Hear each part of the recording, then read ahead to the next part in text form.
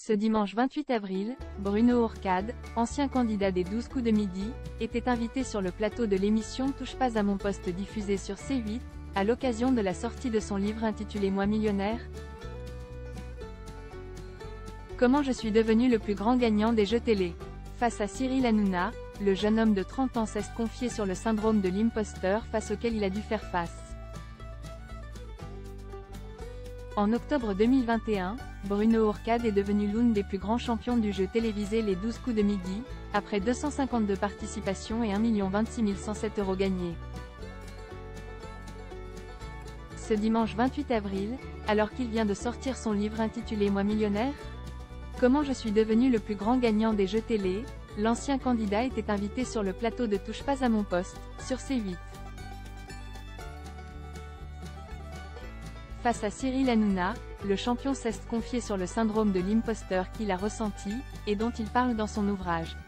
Il y a un petit côté indécent de gagner 1 million en répondant à 2 questions, a-t-il d'abord souligné.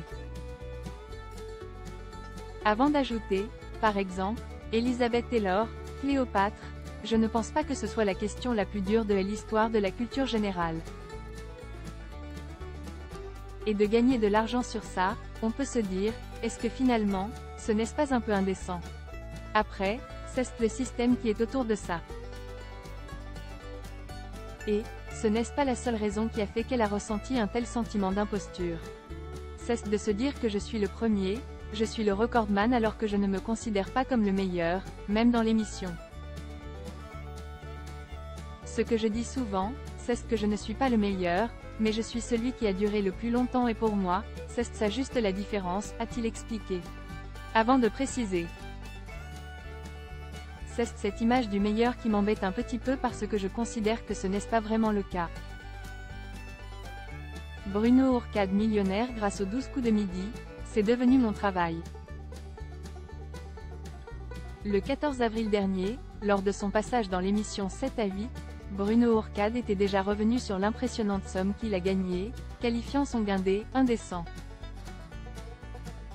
Toutefois, les aléas de la vie l'avaient forcé à prendre au sérieux sa participation au jeu télévisé présenté par Jean-Luc Reichmann puisqu'il s'était fait licencier après ses premières victoires, suite au rachat de son entreprise.